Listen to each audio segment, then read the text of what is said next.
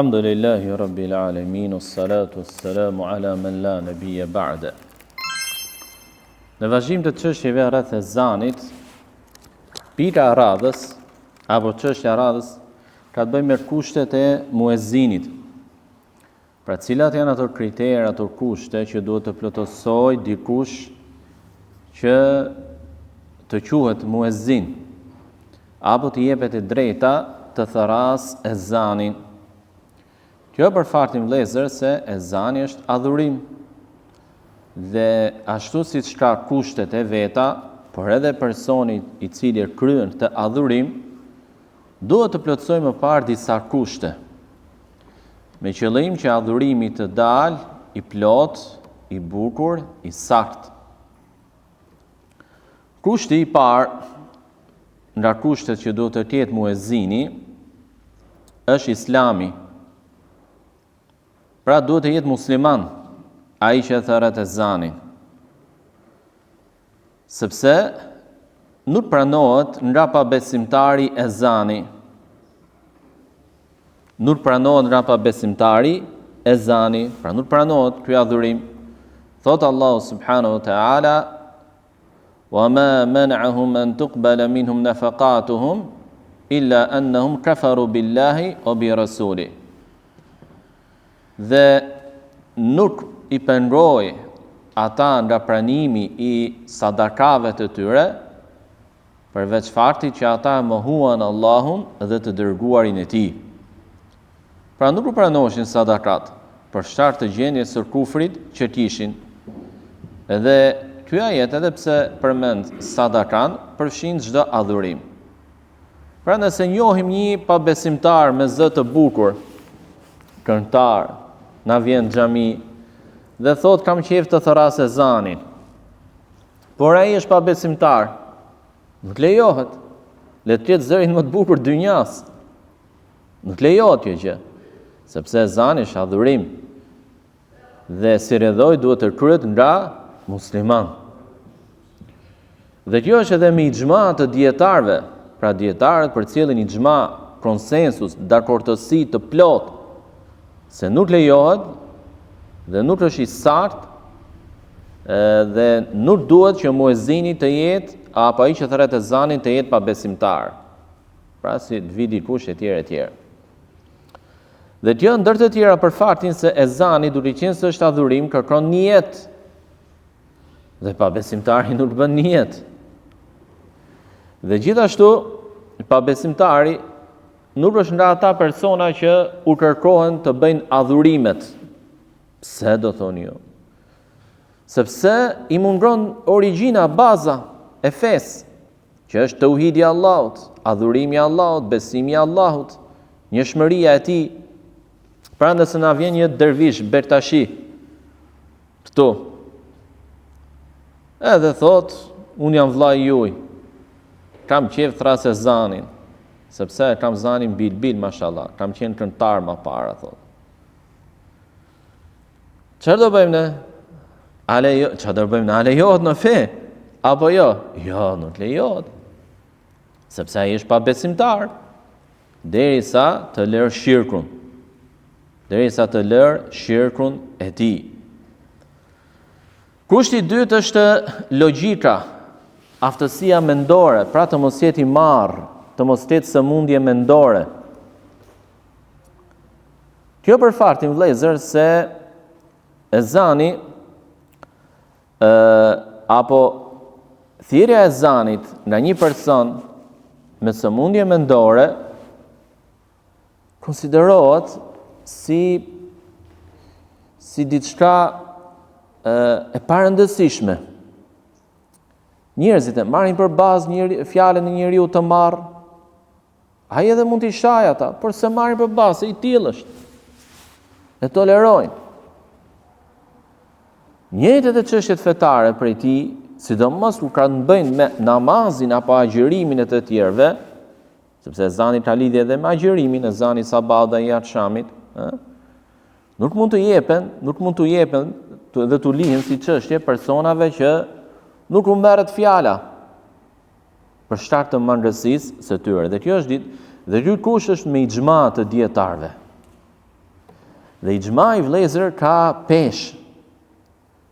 Nëse dietarët e njërkohet, dietarët musliman të njërkohet, që të gjithë të asaj kohe, bien dakord për një çështje, po ose jo, halal apo haram, sunet apo bidat, nuk i lejohet asnjë dietari pas brezit të tyre që ta kundërshtojë atë vendim të tyre. Por edhe nëse ndodh që e kundërshton, nuk merret për bazë. Pse do thoni ju? Sepse Allahu i lartësuar nuk lejon me mirësinë e tij që dietarët e ummetit të Muhamedit alayhis salatu selam të bien të gjithë dakord për diçka që është gabim. Është e pamundur të ndodhë. Dhe kjo është nga ruajtja e fesë që Allahu i bën Islamit, pra nga ruajtja e fesë që i bën Allahu i lartësuar. Gjithashtu vëllezër,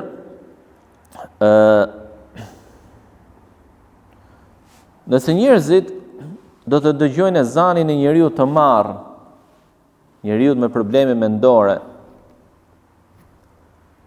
atëherë ata nuk do ta marrin në konsiderat atë dhe do të rinë të presin. Ndërkohë që koha realisht mund të jetë hyrë. Ata rinë presin ezanin, rinë presin. Dhe sidomos kur janë agjërueshëm, rinë presin iftarin. Apo nëse është ezan sabahu, vazhdojnë e hajnë, sepse mendojnë se ezani të marrit nuk merret në konsiderat dhe si rrjedhojë se është e saktë koha. Ata si gjykim kanë të drejtë.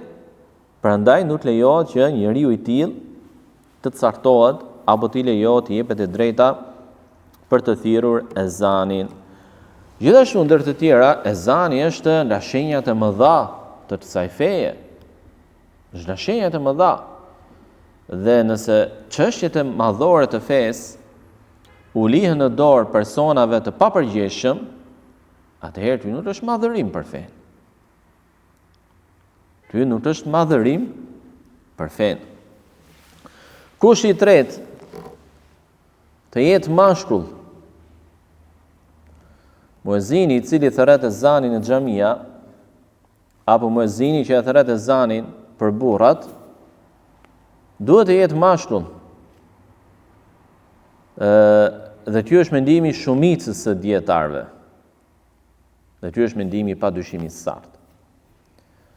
Sepse siç vjen në hadithet e profetit alayhis salatu selam, siç është hadithi e Abdullah ibn Zeidit, që vjen teksti i ezanit që e pa në ëndër dhe ja tha profetit alayhis salatu selam e tjerë, çfarë i tha ndër të tjera profeti alayhis salatu selam? Tha ja Bilal,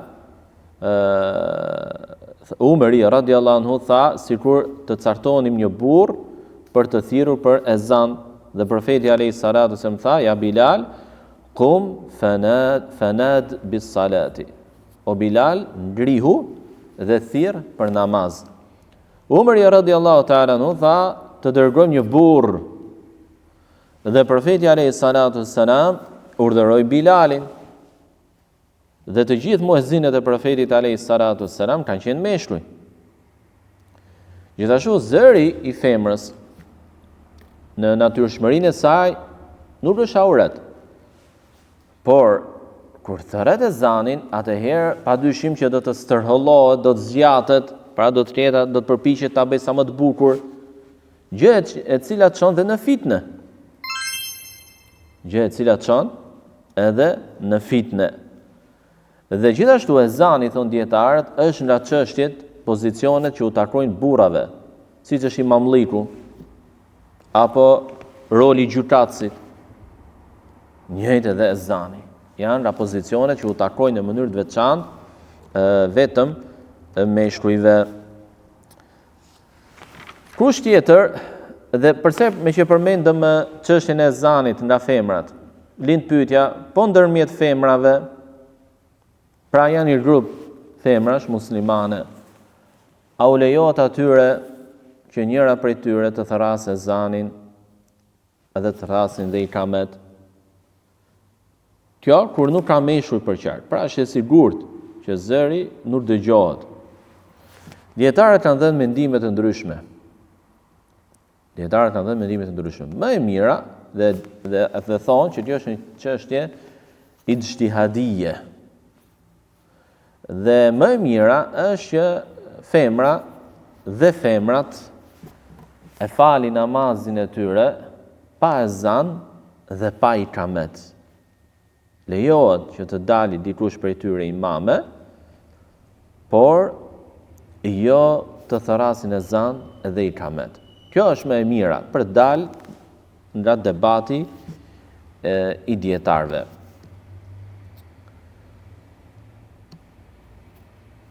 Çështje tjetër, gjithashtu disa dietar përmendin si kusht tjetër për muezinin edhe drejtësia. Qoftë edhe në publik, pra në atë që shohin dhe dëgjojnë njerëzit prej tij, të jetë njëri i drejtë. Pra të mos jetë njëri që njihet për mashtrim, për gënjeshtar, për allëzhverishe e tjerë, por njëri i rregullt, i drejtë. E përmendin si kusht. Ndërsa, për te kushteve, muezini ka dhe disa rregullat të tjera që e plotësojnë akoma dhe më mirë rolin e tij. Edhe pse nuk janë obligim, por janë të pëlqyeshme, të mira që t'i ketë muezini. Ndër to rregulla është që muezini duhet të jetë njëri me zë të fortë, të bukur. Të gjithë mund të kemi dëshirën për të thirrur ezan, por jo të gjithë jemi për të thirrur ezanin. Prandaj, nëse në mesin tonë është dikush që e plotëson këtë rregull, atëherë ai ka përparësi. Dhe kur themi me zë të fortë, vëllezër, kjo në mënyrë që ezani, por dhe ikameti të dëgjohen. Prandaj është gabim ajo që bëjnë disa muezin kur thrasin ikametin e ulin zërin fare. Ashhadu an la ilaha illallah. Ashhadu anna Muhammadan Rasulullah. Hayya ala salah, ala falah. Ja. Është ikamet, është thirrje vëlla. Ngrije zërin. Sa që ai që ka për bri me zi janë gjën. Amen. Nuk ke 10 ditë pa hanë. Ezani dhe ikameti janë adhurime, kanë rregulla. Ikameti duhet dëgjohet si ezani. Pra duhet jeti dëgjueshëm. Plotësoje fjalët, mos i ha. Ashhadu an la ilaha illallah, jo ashhadu an la ilaha illallah. Ashhadu anna Muhammadan Rasulullah. Hayya ala salah. Sa është ikamet. Nëse e le për gjys dhe ashtu si e tharasin disa, çon në pasaktësi, përsërit e prap, se s'te gjë. E dhej me veten tate, nuk është ikamet me veten tate. Me veten tate banë në shtëpi po të dush. Kur vjen xhami, duhet ta ngjoj komplet xhamati, ikame. Problem kjo punë. Sigur s'ka fuqia. Nuk duhet. Dhe gjithashtu duhet të jetë edhe njëri që e njeh kohën. Sot kjo gjë është lehtësuar, me anë të orareve e tjera, është lehtësuar kjo gjë. Por të kujtojmë më parë, njerëzit nuk kanë pasur mjete që masnin kohën. Edhe muezinët atëherë kanë qenë njerëz që e njihnin mirë kohën. Kur hynte njëra kohën dhe kur mbaronte tjetra e tjerë. E njihnin mirë kohën. Dhe gjithashtu duhet të dim, vëllezër, se përsa i përket zgjatjes, nuk zgjatet më tepër se 6 kohë. Gjuha arabe nuk ka med zgjatës më tepër se 6 kohë. Hayya ala salah. Jo më tepër se kaq. Kaq është zgjatja më e madhe. Pra nuk duhet ta thrasësh sa të lejon ty fuqia e fytit apo e mushkërive. Mund të kesh mushkëri shumë më dha, mashallah. Ke zot fort dhe mund ta mbashur më gjatë. Ja. Jo më tepër se kaq. Përmendin disa dietar, jo më tepër se kaq. Dhe normalisht siç kemi përmend edhe herët e tjera, kemi folur tek ezani që nuk duhet të jetë ezan ku synohet melodia e tjerë e tjerë. Nëse janë 2 muezin ose janë 2 persona të aftë për të thirrur ezanin, Aja dhe B-ja. Aja, por aja është muezini xhamis. B-ja nuk është, por B-ja është më i mirë. Kush e ka përparësinë? Muezini xhamis. Ky është rregull, sepse është i caktuar për atë punë. Por nëse e lejon, e thret B-ja. Kjo është edhe për imamin. Për shembull, në xhamin tonë vjen një dietar. Unë jam imam i zyrtar, vjen një dietar. Sipas rregullit fetar, kush e ka përparësinë? Imami i caktuar. Normalisht për respekt, imami duhet ja lejoj vendin. Për nderim, për respekt e tjerë, ja liron vendin për atë namaz. Por, si përparësi e ka imami i caktuar. Rregull tjetër, ne po i bim pak shkurt, që përmeni dietarët, është e pëlqyeshme thonë që muezini të jetë me abdes, apo të mos jetë xhunub, pra të jetë lartë, të marrë gusul. Dhe përmendi një hadith, por hadithi realisht është i dobët, por është e saktë që muezini duhet jetë me abdes. Pse? Sepse ezani është adhurim, është dhikr dhe është nga dhikrat më të mëdhenj. Dhe profeti alayhi salatu wassalam nuk pëlqente ta përmendte Allahun pa qenë pa abdes. Sa që ndodhte që jepte dikush selam dhe nuk e kthente selamin derisa berte abdes apo të yemum për t'ia kthyer selamin. Por gjithashtu që mundëson muezini që të mos humbi kohën me abdesin dhe të hiqin sunetet. Tjetër rregull është që përmeni dietarët muezini nuk duhet jetë i verbër, thonë, sepse nuk e sheh kohën. Do thoni jo, po i bënumi me këtumi që të rrisë ezanin e sabah dhe ishte i verbër. Po, sepse ai kishte persona që e lajmëronin, hyri koha, i thoshin, edhe të rrisë ezanin. Pra nëse ka dhe muezin të tillë, atëherë, po. Më ka qellu ieri person erdhi nga Elbasani, është ai, po jeton jashtë Shqipërisë, e thret ezanin mirë, po nuk njifte orën. Nuk njifte orën dhe duhet t'ja kujtohet, i thojë që vajti ora dhe ai të thriste ezanin. Rregull tjetër është e pëlqyeshme thonë që muezini ta tharas ezanin në këmbë, jo ulur. Siç i tha profeti alayhi salatu wasalam, o Bilal, ngrihu dhe thirr për ezan, ngrihu.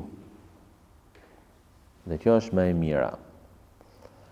Gjithashtu është e pëlqyeshme që muezini ta tharas ezanin në një vend të lartë, me qëllim që zëri të përhapet dhe të dëgjohet nga sa më shumë njerëz.